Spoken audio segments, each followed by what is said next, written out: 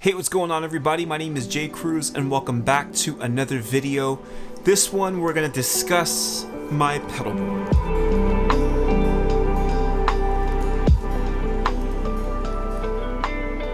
So this thing has been absolutely great for me. It's on this channel here multiple times, so I don't have to talk or show you too much about it. But the layout, I have no complaints. The layout is absolutely perfect. It fits in my Pelican case perfectly, so this has been a great transition for me. As you may or may not know, earlier last year at the beginning of quarantine, I downsized my pedalboard, and then because I was able to downsize it so much, I looked into buying a smaller, more suitable case for my pedalboard, which ultimately made me have to downsize a little bit more because the case was a little bit tinier than my actual pedalboard at the time itself. So I ended up building this pedalboard out of just like slabs of wood, and as you can see, the craftsmanship, it's just not good. It's not great.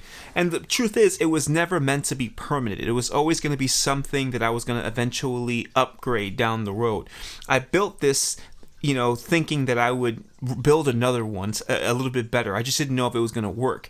And then here we are almost a year later, and I've just had the same exact pedalboard since then. I've kept my eye out for a long time for pedalboards because the size of this pedalboard, which I think this one in particular is like 19.5 by 11.5 or something like that. It's a very rare size. It's not common, right? Ever since Pedal Train came onto the market, they sort of set the standards on what your average pedalboard sizes are, 20 by 12, 22 by 12, 24 by 12 type of a thing. That it's actually really rare to find a custom pedalboard, and when you do need a custom pedalboard, it costs you an arm and a leg. Since guitarists have switched over to using Pelican cases, more specifically cases that had very specific interior dimensions, it's become a little bit more popular to find certain sizes now. More recently, the Vertex Effects folks, their pedalboards are perfectly form-fitting to Pelican style cases and sizing. They're well over the $200 mark, and that's just not something I'm willing to spend right now. I actually really like the Vertex Effects folks. Their YouTube channel is amazing. Their information, the Rig Doctor's information is amazing, and yeah, I definitely recommend them. So I went on Amazon and randomly typed in the dimensions again, as I have done in previous years, only to find that no pedalboard existed and that I was going to entertain building another one with a little better craftsmanship and something a little more lightweight, because these panels of wood pieced together like this are quite heavy. And all of a sudden, these new pedalboards that I've never seen before on Amazon appeared. These pedalboards that are now matching the sizes that I need. And I know that they're new. I know they didn't exist before because I was searching like crazy for these sizes just a year ago. So all of a sudden, here they are. Various ads for them. So I purchased the cheapest pedalboard that I could find that matches the size that I need to hopefully replace this monstrosity of ugliness here and reconfigure and rebuild my pedalboard once again. Now, I'm not going to lie to you guys. I'm not looking forward to this process. I'm doing this for you. I'm doing this for you, for YouTube. I hope you enjoy it. But before we continue, I just got the package in the mail. I haven't even opened it yet. I have no idea what it looks like. Let's unbox this thing. So it came directly from Amazon. It's a pretty large box, and I don't know, seems like oversized, but I will say this, extremely light. Let's just hope there's an actual pedalboard in here. Seems like a unnecessarily large box. So here it is in all of its glory. It's from Neewer, believe it or not, the brand Neewer. Anyone who is a photographer, videographer, if you've looked up videography equipment at all on Amazon, you have inevitably landed on more affordable options typically made by brands like this one, Neewer. And to be honest with you, some of their stuff that I've used is actually really, really great. So a slightly more affordable and pretty good quality. So I'm not knocking them in any kind of way. I've actually been impressed by some of the equipment that they actually have and some of their starter packages. I'm pretty sure that my first sort of photography backdrop package came from Neewer. So I don't knock it at all. So let's open this thing up and see what it looks like. I have to say, I'm really surprised. I just didn't think that Neewer would get into the pedalboard business. I just didn't see it coming. It's pretty interesting. By the way, this is not a sponsored video. I purchased this thing with my hard-earned money. It's $54 and something cents you know, plus shipping. It wasn't, you know, not expensive, but not cheap. Cool, another bag to open. So immediately, the first thing you notice is that it comes in its own carry case. It's a cool case. I'm not gonna knock it. Will it last and will it protect? Well, first of all, will it protect your pedals? 100% no. I don't love gig bag style bags for pedal boards. That's hard to say, but it's a pretty decent case from what I could see. Zippers are okay. Here it is. So obviously extremely reminiscent of a pedal train. So very lightweight. It is aluminum, but I'm not hating in any kind of way. You see the pedal board that's on the floor right now that I've been using for over a year. It's terrible. But this compared to pedal train, the craftsmanship, yeah, it just doesn't match at all. There's tons of imperfections on this thing. Coating issues. I see, like, for example, it's on the side here, so it wouldn't matter. I don't know if you can see that. See this right here? Now, if that were on the top, you'd have a really hard time getting Velcro to stick onto that. You'd have to basically sand it down. So that's not great. And there's, you know, a lot of like cracks, stuff that you just wouldn't see on a pedal train. Like you would never see these like end pieces not meeting. You see that? That's very rare on a pedal train. And you could see it right here too, that imperfection of just like, you would never see that on a pedal train. You typically would see, you know, I'm not going to say it's flawless, but a lot better than this, you know? Look at the other side. So it's a little beat up.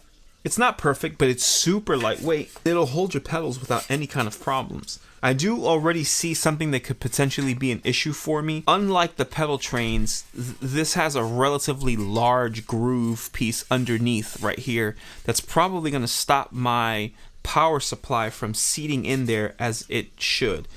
And so I'm not 100% sure that the power supply is going to sit in there as nicely as it would on a pedal train, where like pedal train has really thought those kind of things out. It seems like they haven't done that so well. But now what I want to do is quickly measure this thing and see if it's actually the size that they say it is. It's actually just a little bit under 20, which is fine because my current pedal board I think is 19.5, but it's a little over 11. I'm gonna get my Pelican case and see if this actually fits in there, but before I do, let's see what other goodies come in this bag. All right, so again, the bag, you know, very, very reminiscent of what you would see like in a starter kit gig bag, you know, that kind of cheap zipper that, you know, very, very softly padded, not going to really protect your gear. They include some Velcro in here, which is very, very typical in like pedal train style pedal boards. I mean, whoever doesn't do that nowadays is kind of just out of the loop a little bit, right? 3 very cheap patch cables. This is to show you that it definitely came from Neewer, which is, again, I'm still shocked. Like, I can't believe the Neewer is making this stuff. And then they include these really long Velcro zip ties. This is because this is how they want you to mount the power supply to the pedal board, which is not the most efficient way to do it in my opinion, but nice that they've included it, I guess. So that's the entire bag. It's a decent bag. It's not the worst, but certainly not the best either. All right, let's go get my Pelican case and see if it fits in there. Okay, this is the Pelican case right here. The inner dimensions are like 19, or I think it's 20.5 by 11.5. So this thing should fit in here without any problems, but we'll see, right? Here it is, and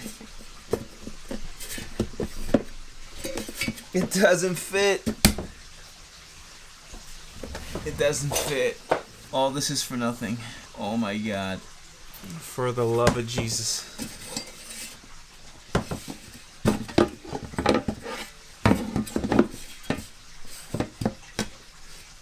You ever do that? Like you try it every different way thinking it'll somehow change. It's not going to change.